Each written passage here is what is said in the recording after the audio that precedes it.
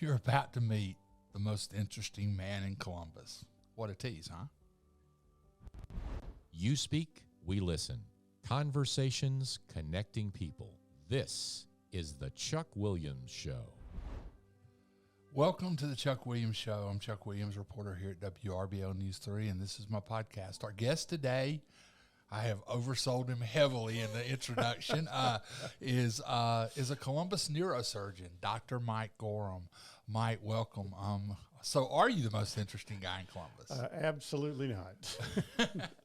But you're a brain surgeon, you're a sea pilot, you're a skier, you do a lot of things. But, you really are one of your specialty, neurosurgery in this town. I mean, there aren't many of y'all that do that here, right? No, there aren't enough of us in this community, and there aren't enough of us in this country.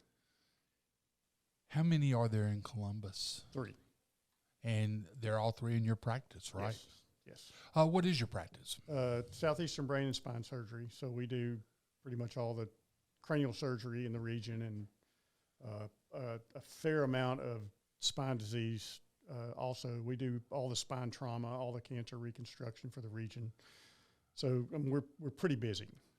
And obviously, and COVID has definitely added to that. Disclaimer right off the bat, Mike and I are friends. We've known each other for a long time, and I suggest everybody go get a brain surgeon as a friend, because it will show you how inadequate you are when you start conversations, and hopefully we're not about to see that. But Mike, how does one become a brain surgeon? Well, I think there are a few different avenues, and I'm not sure I'm smart enough to be one if I started today. But 30-something years ago, I started college in Birmingham. What school? Birmingham Southern, which is a small liberal arts school in the west end town, 1,200 students. Up on the hill. Yeah, it's a little bit smaller than my high school, and I grew up in Arab, which is a pretty small town. Arab, Alabama. Correct. So, and I'll be absolutely honest with you, when I started college, I didn't realize you actually went to medical school I didn't know how that worked.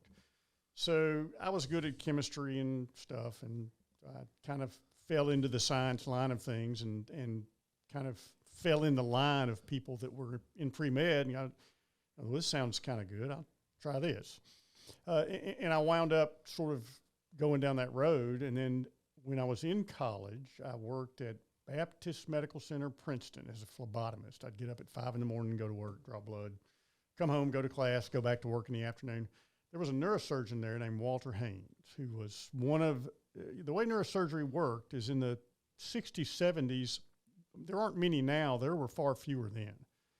And a handful of the neurosurgeons I met, and Walter Haynes may have been one of them, were neurosurgeons because in World War II or in Korea, somebody said, okay, you're going to be the orthopedic surgeon, you're going to be the neurosurgeon, and you're going to be the belly surgeon. And that's how they got their career. Well, it's a little more refined than that now, but this man was just an amazing individual to see. And I remember the specific case where I thought, well, this is what I want to be. And I was drawing blood from a girl who was probably 30-something years old in the emergency room, and she'd come in with a terrible headache.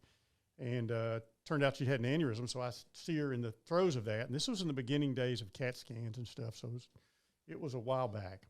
The next day, I go to the intensive care unit to draw blood, and she's got this bandage on her head where she's had a craniotomy, had her aneurysm clipped, and I thought, well, that's pretty interesting. So I go to medical school, kind of fall in line with the neurosurgeon, find the next mentor, who at that time was a guy named Garber Galbraith, who again was one of the first neurosurgeons trained at the Montreal Neurologic Institute. And he just made it so interesting. And then I had a little bit of an aptitude for nervous system anatomy and pathology, so it kind of worked. And then in training, you pick up other mentors. There was a neurosurgeon in Birmingham named Richard Morowitz and a guy named Wink Fisher, who were probably among the most talented neurosurgeons I'd ever met, and I wanted to be like them in my training. And then there you go. What does a neurosurgeon do? I mean, when you think of it, you think of the brain, but it's brain and spine. 80% of what neurosurgeons do is spine disease. So that's, it's things as relatively straightforward as ruptured discs. There are tumors that occur in the spine. There are other types of pathology, blood vessel malformations and stuff that occur in the spine. All the broken backs and broken necks in Columbus, for all practical purposes, we do. And most of the spine trauma around the country is done by neurosurgeons. And we do intracranial surgery, tumors and vascular disease. In Columbus, we used to do a lot of aneurysms. That particular disease subset has kind of evolved technologically to the point where most people don't have operations now.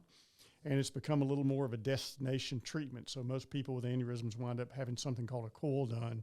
And really that's done in Atlanta, MCGE, places like that. So it's a little more sophisticated than we have evolved to treating here. So when you are working on the brain, and you literally will be working on the brain inside somebody's head, what is that like? I mean, that to me, to a layman, I can't put my head around that. Well, what's it like being a reporter? I mean, nothing like how that. How long have you been no, it is. It's like, okay, so, this is something I've done since I was, been involved in since I was 25, 26 years old. It's like everything you do, you learn the fundamentals of it, and then you repeat the fundamentals for 30-something years. You become very familiar with the pathology. You become very familiar with the traps. You know where you can get in trouble, and you try to stay out of it. So you took your path to Columbus through the U.S. Air Force, right? Correct. So you come out of med school, and how'd you end up in the Air Force? So I started college on something called a 1P scholarship. So I was in an Air Force ROTC scholarship in a pilot slot, and I was going to go to pilot training, and decided to go to medical school instead. And then, so I had an obligation because of that scholarship. I did my residency in Birmingham. And then after my residency, we were in San Antonio for 5 years. And then my wife and I were both from the Southeast, or both from North Alabama, different towns, but we wanted to be close. And then, we looked around at places that we might want to be and tried to dovetail that with places that actually needed a neurosurgeon. So, your first impulse is, we can move to Birmingham, Nashville, Atlanta, which would have been, cities are fun. But, you can't swing a dead cat in Atlanta without hitting a neurosurgeon. And if you look at Columbus, there was an obvious overwhelming need, and it kind of fit what we wanted for our family and raising our children. So it worked out. Did you know much about Columbus before you moved here? And what year did you come? Did y'all come? You and Tim? 97. So not really. I honestly can't tell you that I even remembered there was a Columbus when I was getting calls from recruiters. And I looked on the map and saw it was close to Auburn, and I had friends in medical school from Phoenix City, so I knew the general region. But I didn't know anything about it at all. Now that you're 20-something, yeah. 20-something, I mean, not a mathematician. Now that you're 20-something years into Columbus, good decision? Good decision. The thing that brought us here was really my wife saying that community has a lot of potential. So she kind of had that sense of where things were going. So you walked in right in the aftermath, the wake of the Olympics. Yeah. How have you seen Columbus change in your time here? Well, I mean, you and I both live downtown now. Yeah. And, we wouldn't have 25 years ago. No. I remember I guess it was maybe I don't remember the organization. Maybe it was a Riverkeeper or somebody had a reception on the bridge. It's now the Frank Martin Bridge, before they took the dams out. And then, 9/11 came along, and the Corps of Engineers, all that kind of got slowed down a little bit. But you remember when all that started and the potential for that, and the idea that the Eagle Phoenix Mill may be a really cool place to live one day. And then since our kids left town, we do live there. But you saw all that. Do you like living on the river? Absolutely. I love it. It's perfect. It's perfect for where we are in our life. So we've got, our children are gone. My son lives in Missoula, Montana. My daughter lives in New York City. We've got a dog. We travel when we can. Your and dog, it's just comfortable. That's a big old dog too. It's she's runt. We're all runt. I want to get into the meat. I'll talk about Columbus. I mean, so you're a downtown guy. You like the downtown restaurants. You like, I mean, you walk to things. You enjoy a lifestyle that's very urban for a 200,000 person town, right? Yeah, and it's comfortable and it's easy. I'm 5 minutes from the office. It's a good spot for us. Do you, you're not affiliated with either one of the hospitals, but your practice is independent, right? Correct.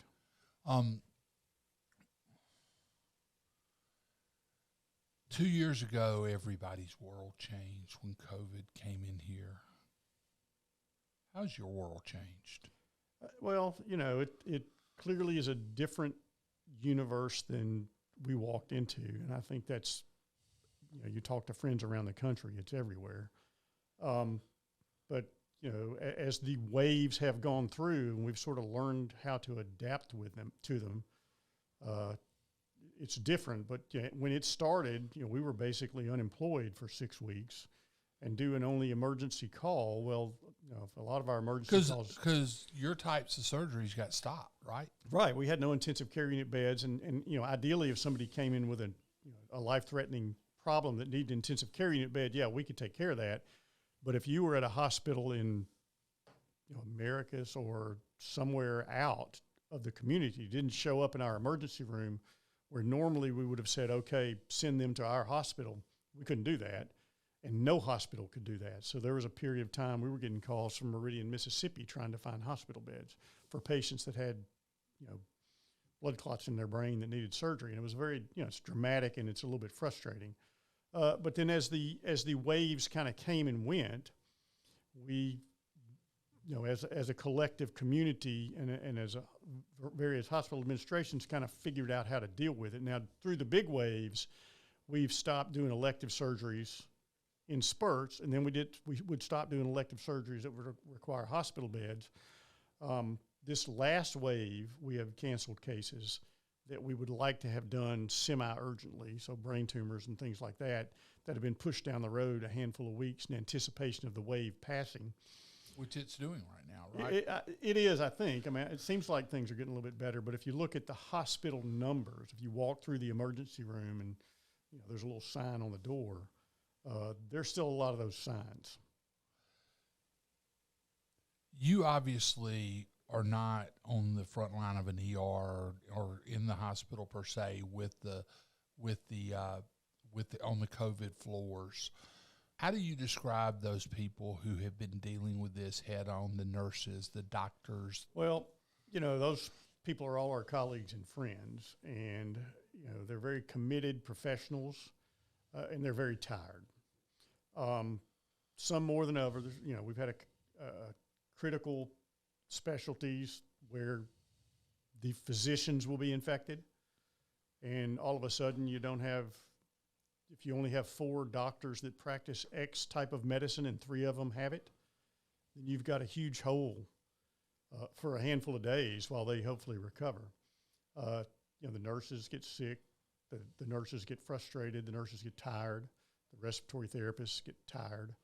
The hospital is, bulging at the seams with sick people in the ER so it can be it's a very dramatic thing to see. There was a time, I think the last big wave that came through when we had so much overflow in the emergency room and overflow into the recovery room, where the recovery room was actually functioning as an intensive care unit, and the emergency room, people were waiting in ambulances in the ambulance bay to get into a room, no matter what was wrong with them, shot, stabbed, COVID, heart attack.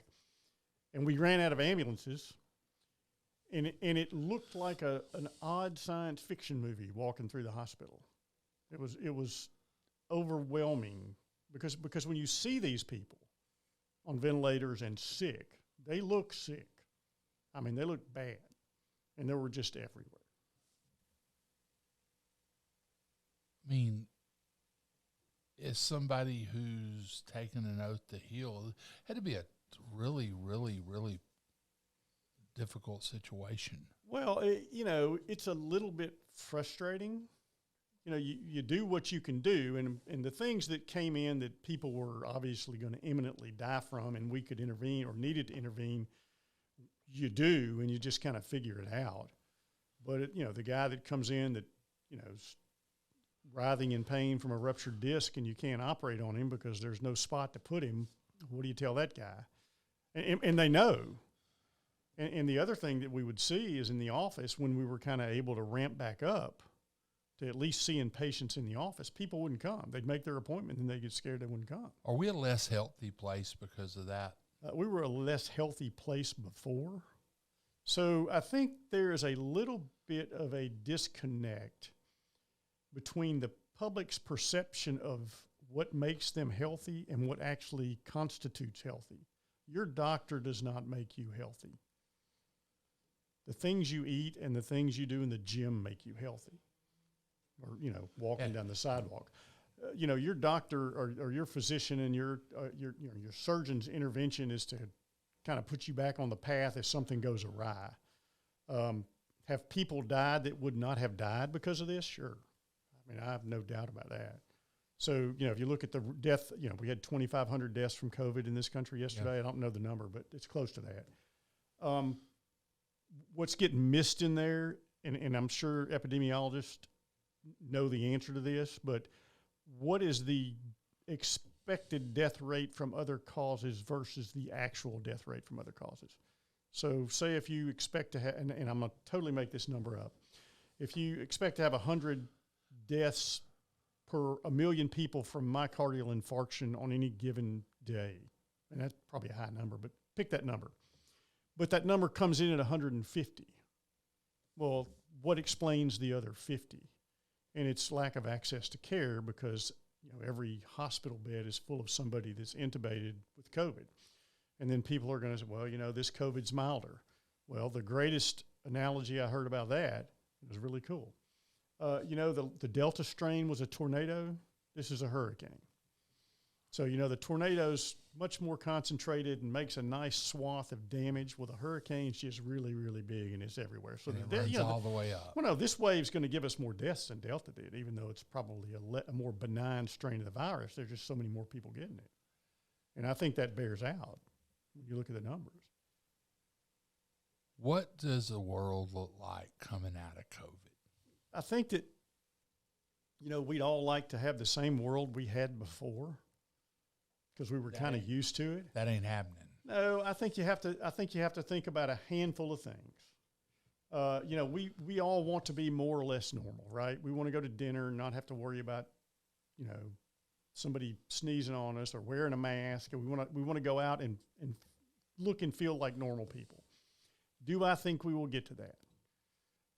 I think you can comfortably do that if you're vaccinated and boosted right now, at least until the next strain comes along. And which strain will be the last strain, or the strain that kind of becomes the endemic strain? So yeah, it's there, but no, it's not. Endemic means the last one, right? No, endemic means that it's just like the flu. Okay. I mean, people forget. The flu kills people. The flu kills 30 or 40,000 people a year. Now, I don't know what the COVID number is, but we're going to be close to 1 million. So don't be telling me that this is no worse than the flu.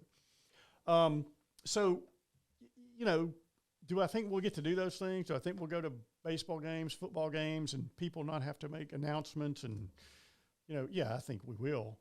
But I think you'll have to be cognizant of the fact that there's a fairly severe contagion that might still be around. And the thing I think this was lost. I mean, I think people realized it at first, or maybe they didn't. The problem with COVID was not as much the virulence, although it did kill a lot of people. It's the fact that you could have it and transmit it but not know it for several days before you became symptomatic. That's the evil of this particular virus. And let me back up. Yeah, go ahead. Let me back up and make this one qualifier. I'm not a virologist. I'm not an epidemiologist. I'm not a public health specialist. But, we all read the same textbook in medical school. And if you talk to virologists and immunologists that are concerned with novel diseases, the disease that scared them, hypothetically, was the one that would kill you, but you would have it for a week before you know you had it. And I'm going to give you another example of something a little less deadly. So you could spread it to a lot of people before you ever became symptomatic, and that's coronavirus. Now, there's another virus that's in our population now that's was a novel virus that you can spread asymptomatically that we didn't have to deal with when you and I were in college, and it's HIV.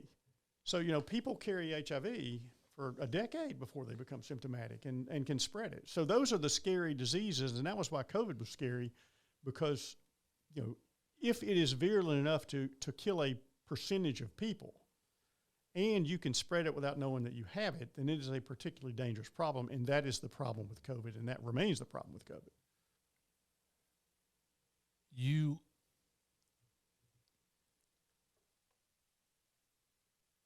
What's the one, I mean, and I know this may be a hard question, but what's the one thing you've learned through COVID that you didn't know coming in despite all of the years of practicing?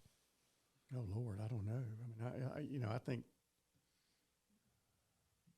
do you relearn things about virology because it's important to what's going on in the world? Have you learned anything about the people you work with, about the... I am particularly astonished at the obstinance of the human race at this point. I think that this is something that you knew, but it was illustrated. James Webb, senator from Virginia, right? He was undersecretary of the Navy under the Reagan administration. He's written a couple of books. And those books are basically about how hard-headed people of Scotch-Irish descent are.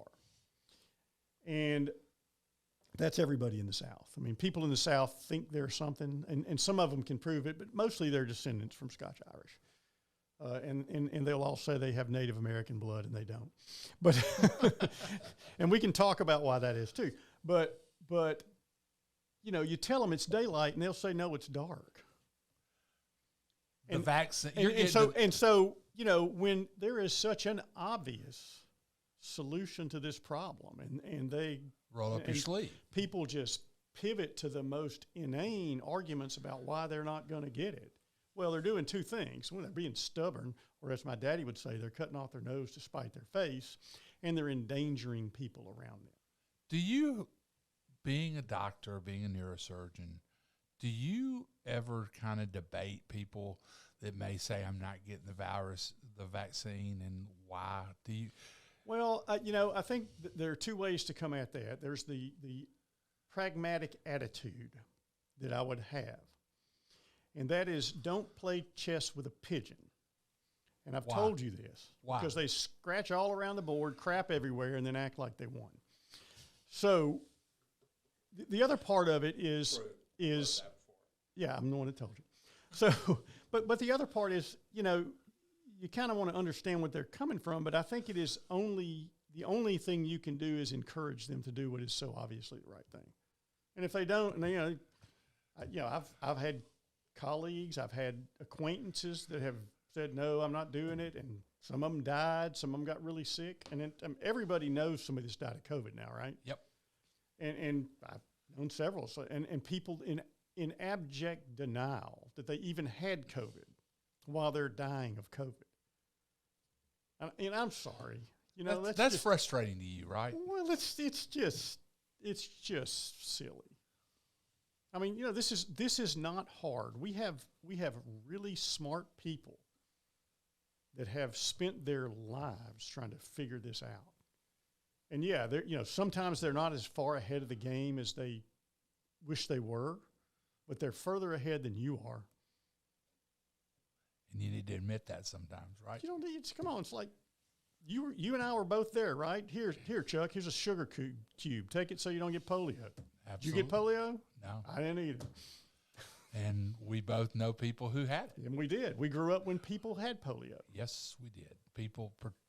Some of our friends' fathers may have had it. No, I have friends I grew up in the country. We had friends our age that had polio. I want to talk about another aspect of your job real quick. I want to shift gears. Wait, I want to go back. Okay. I want to talk about 2 books. Okay, go. Because somebody listening might want to read a book.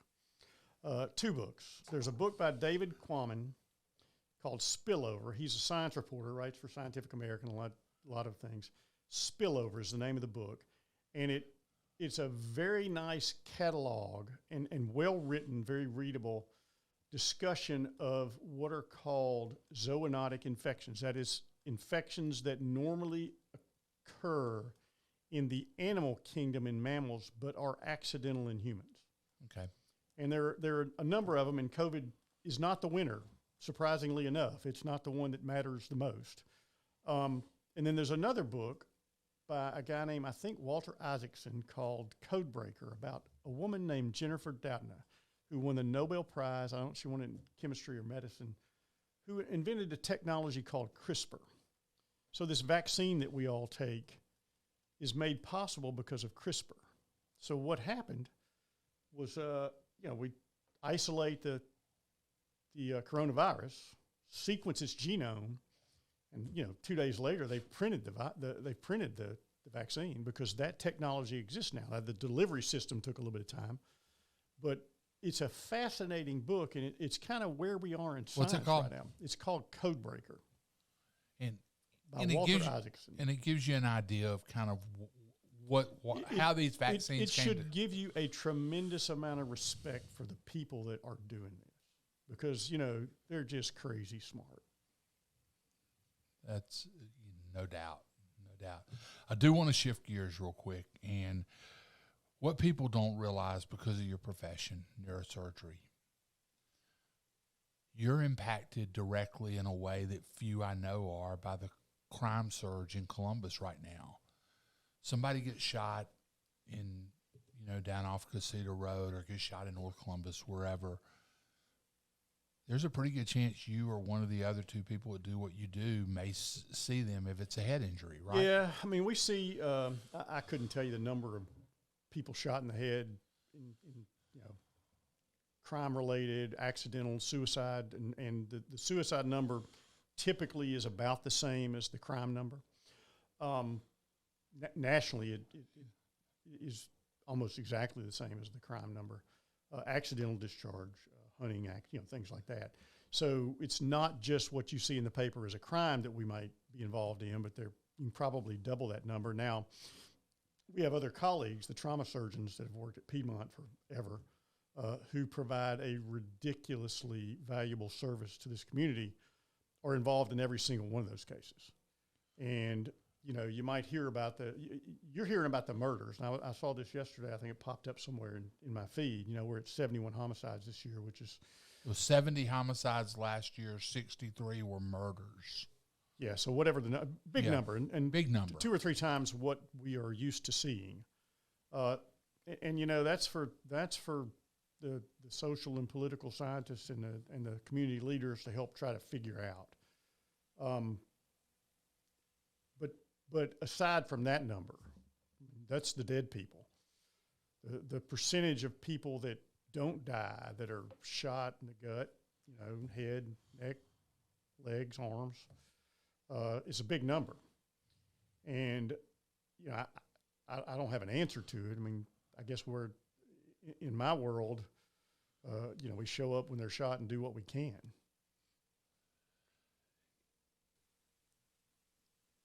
But you're human at the end of the day, and it has to register that many of these are senseless things that shouldn't be happening. Yeah, I mean, I think that 2 things. You cannot do this if you cannot compartmentalize. So your job. Yeah, I mean, I've seen tragedy beyond belief. I remember I had a kid, or not a kid. I had a family when I was in Birmingham. I've had mass shootings here. I had to operate on one of the guys that was shot when the doctor's hospital shooting happened. But I remember a guy in Birmingham killed his 2 children, killed his wife, and shot himself in the head, and did not particularly do an effective job when he shot himself. Well, you can't be in that. You've got to be you got to do your job and be distant from that. Do you wish it hadn't happened? And is it a human tragedy beyond belief? Yeah, but that's an off hours kind of a contemplation that you have. So when you get the phone call, you go straight to the ER to the. Well, yeah. I mean, you look, see what you need to do, and then you go do it. A surprising, and as people know, we got lots of different kinds of bullets now, and some of them do a lot of damage. Some of them don't do much damage at all. So, what bullet? Can you expand on that a little bit? Well, there are a handful of characteristics, fundamentally in ballistics, I think, and people out there know more than me about this, but a projectile does damage in one of three ways. One is by the penetration itself. So stab you in the head with a knife, that's a low velocity injury, and we poke things in people's brains all the time. And maybe we use a more eloquent word than that, but what happens on Friday the 13th doesn't actually happen when you stick something in somebody's brain. Usually they're fine. I'll take your word for it. They never even know it. But so the penetration. Then there's something called blast effect. So if you shoot an empty Coke can, what happens? Nothing. Bullet goes through the can. You shoot a full Coke can, what happens? And it explodes. Yeah. So that's the second thing. So the brain is a full Coke can, and that's determined by the velocity of the projectile. So a low velocity projectile won't impart that much energy into whatever you're shooting it into, so you'll get less damage. So a high velocity projectile will explode it. And then the third thing is something called cavitation. So, when you were a kid and you splashed your hand in the bathtub and the water went bloom like that, that's because the water pressure behind your hand's lower than in front of your hand. Well, the same thing happens with a bullet.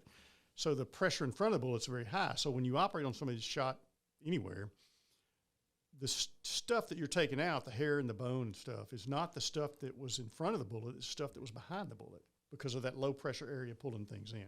So fundamentally, that's the way that happens. And the most important determinant is the velocity of the projectile. So if you drop a bowling ball on your head from 2 feet away, yeah, you look stupid. Probably doesn't hurt you very much. But if you put a .357 or a 30-06 rifle bullet through somebody's head from 50 yards away, that's a tremendous amount of energy.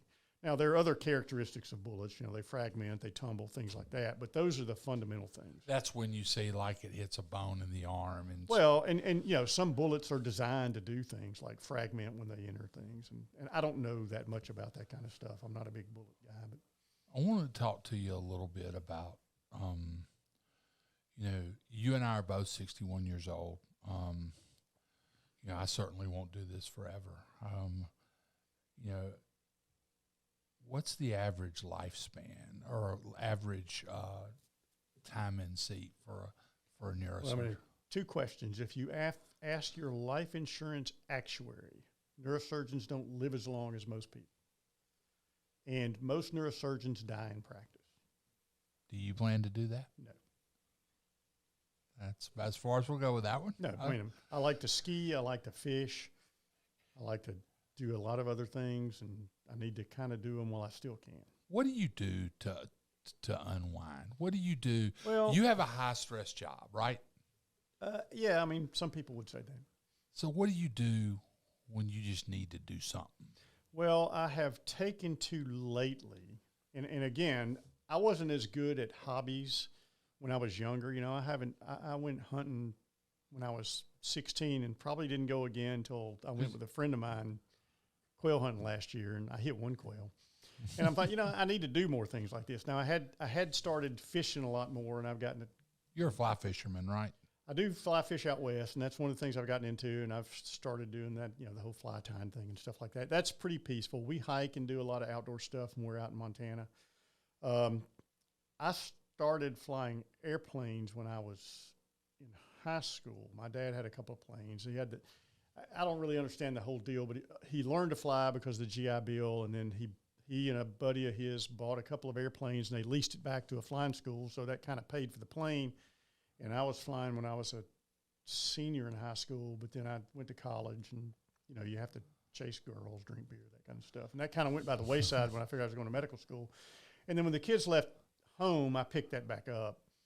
And it's actually Are you pretty licensed fun. pilot? Yeah, I'm a commercial pilot and a seaplane. I got a seaplane pilot rating too. And The only reason I did that was because it was cool. Where's the coolest place you've landed your seaplane? Well, I don't have a seaplane, so Well, have you flown one? yeah, I had the rating. Yeah, no, down in Winter Haven, Florida, there's a school where you can go do it in a weekend. It's pretty. I mean, and it only takes a few hours. I would say the coolest place I've ever landed my airplane is either Cedar Key, Florida. Beautiful. And the reason is because that runway is the shortest paved runway in Florida. It's like 2,700 feet, and it's tight. And airplanes don't like hot. So if it's hot and tight, that's pretty hairy. But it's beautiful. And then we went down, spent the week, a night with my brother-in-law and sister. And then I would say the second coolest place, or the other really cool place, is Red Lodge, Montana. And that's a chore because it's a pretty long flight. So I flew from here to Oklahoma and then landed, and I've done it a handful of times, landed in Laramie, Wyoming, and then spent the night, flew the next morning up to Red Lodge, which is in southern Montana, just south of Billings. And it's about a 4,000-foot runway, but it's at 6,000 feet. So there's something called density altitude. The airplane wing actually doesn't see as much air, so it functionally shortens that runway. And it's also pretty tight. But it's gorgeous, and it was a lot of fun. You love Montana, don't you? Yeah, I never would have thought, if you'd have said, okay, name the 50 states that you're most likely to go to, Montana may not have even made the list. And I'm not sure why. And our son started going there with Kurt Jacobson's son, and Kurt. I do. And then we just kind of got sucked into it. And now most people, when they think of Montana these days, they think of Yellowstone, the TV. Yeah, I mean, there are two Montanas. There's eastern Montana, which is basically Great Plains, a lot of ranching, cattle, a lot of grassland. And then there's western Montana, which is what you see on TV. Now, Montana's big, so it's one of those artistic licenses they take when they get on a helicopter in Helena and go to Bozeman, and it takes them 5 minutes. Let me tell you, in a car, that's 7 hours. It's a big state. But it's gorgeous out there. It's beautiful, and we do like to fish, and I'm trying to figure that out. I'd like to start hunting out there. I've got a friend that I'm going to talk to. What would you hunt? Elk and deer. Now, they hunt. I mean, they hunt antelope. They hunt elk. They hunt deer. They hunt, some people trophy hunt goats and stuff. I think that. Do you ski as well? Yeah, I'm an okay skier. My daughter actually was the best skier in the family until she kind of wandered off to New York, and she doesn't ski that often. And my wife has become a really good skier. And then doesn't she also do some work that involves cross country skiing? Yeah, we all kind of do that. Yeah. We're not that good at it. I only do it because it makes her laugh. And then my son is an expedition guide for a company called RMI out of Washington, and he's kind of gotten into all this backcountry skiing, and he's doing things that scare us. So, but I don't know how you do it. We do this thing where we kind of skin up the mountain. So you put these things on the bottom of your skis and you walk up the mountain, or you go up the mountain. And we go, maybe we'll gain 2,000 feet of elevation, and maybe it's 3 miles, and maybe it's less. And they'll throw their skis on their back and hike 20 miles into the wilderness and ski out.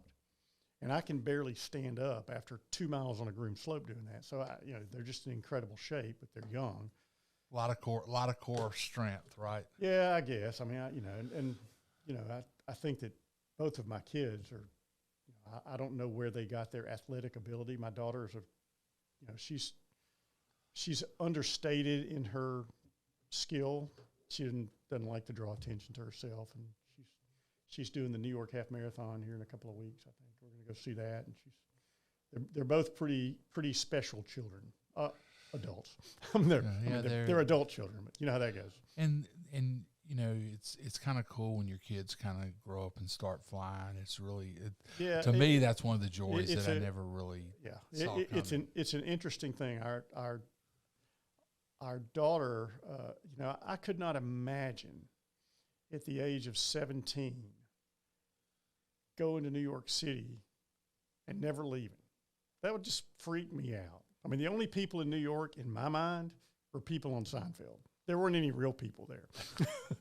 And it's just sort of inconceivable when you grow up because you grew up and you fall, right? And it's like, these are not the same place.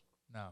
And then our son, I mean, the things he does are things that you see in these Jimmy Chin documentaries, maybe not to that degree, but I mean, it's like he'll put these pictures up on Instagram or these videos, and they'll be up in the hinterlands skiing down between these giant rock columns and stuff, scaring the crap out of me and his mother. I know you and Tammy are both very proud parents. Well, yeah, I think most people are proud parents. We're getting toward the end of this. Anything else you want to throw in here, and then I'm going to throw a curveball at you at the end. Okay, fire away. I Okay. got nothing. You got nothing, okay? At the end of this, I do what I call turn the tables. I've been asking you questions for 40, 45 minutes. Throw one at me. All right. What is the press's responsibility when it comes to reporting the truth versus acting like an umpire? And if you need me to explain that question, I will. Do explain it. 'Cause Okay, I think I know what you're saying. In our current national dialogue, it seems like we have two teams or two camps. And I'm going to ignore one of the camps completely.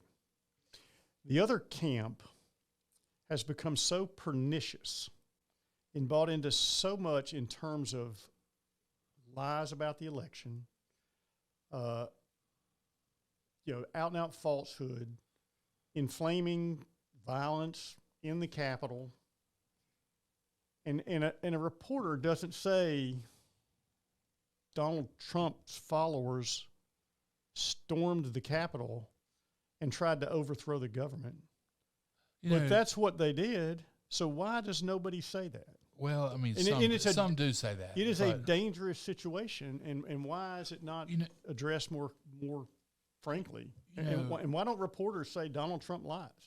I mean, they do. I mean, I've heard that people say this is not proven or some other way of saying it. But, the way I see my job as a local news TV reporter or was a newspaper reporter is to present the sides of things, to get information accurately, fairly, and in context. That's what I do every single day here. Well, let me ask the question differently. Okay, I'll come at it differently. How do you justify presenting both sides when there's only one side? Well, there are two sides. Even, with the situation you're throwing out, I mean, it's clear there was an insurrection on January the 6th in the Capitol. It's clear based on what you're seeing who the people were and where they came from that provided that. I mean, that's a fact. I mean, you can look at it and see it. It's a fact. It's on TV. We've all seen it. But it's being denied. And what is the other? What is the other side? I mean, But what's the other side? You said there were two sides. What's the other side? I mean, you're going to talk to people who, we become incredibly polarized, Mike. I agree. I mean, it's unbelievable. And, everyone's job is different in this polarization. Mine's gotten increasingly more difficult. And, I try to be fair. I try to get it right. That's what I work to do every single day, is to get an original or enterprise story and to get it accurate and get it right. Sometimes, I hit the nail on the head. Sometimes the nail hits me.